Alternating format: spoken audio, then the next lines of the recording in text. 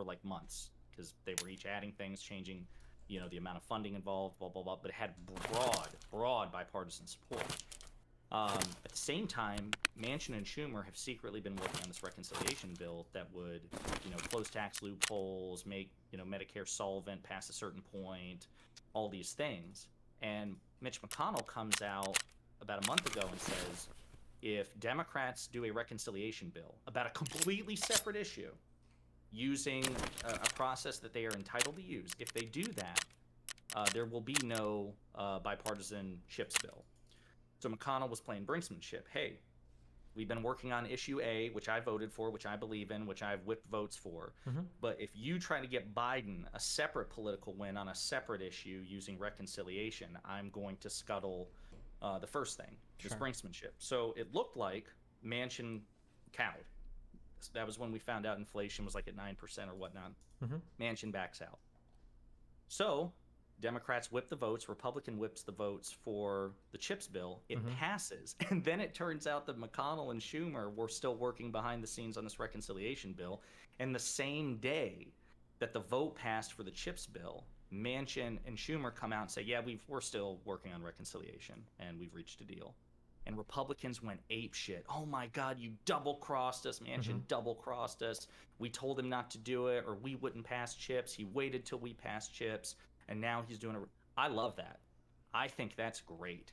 I mean, the scary thing is that if you, true. But the scary thing is, what if we're one vote off or something in the future where we need to negotiate another bill, and Manchin legitimately would do it, but now they don't want to negotiate with him. I'm not saying that it's bad in every circumstance, but like, could you see that potentially happening? That now 100%. Manchin has lost some of his ability. Maybe we can argue that for a one-time thing, maybe it's worth it or something. But but also no, these are a little bit different too, because I would argue that, because I could say these are kind of like norms rather than like hard rules.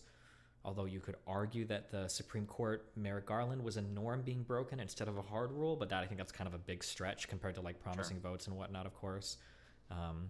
But yeah, I guess go ahead. Well, no, I was just going to say, I mean, but I think that you could make the case, I think, for any sort of political transaction or exchange that it will have unintended consequences, negative unintended consequences in the future. I just don't think that Manchin is bad or did a bad thing. He may have done a thing.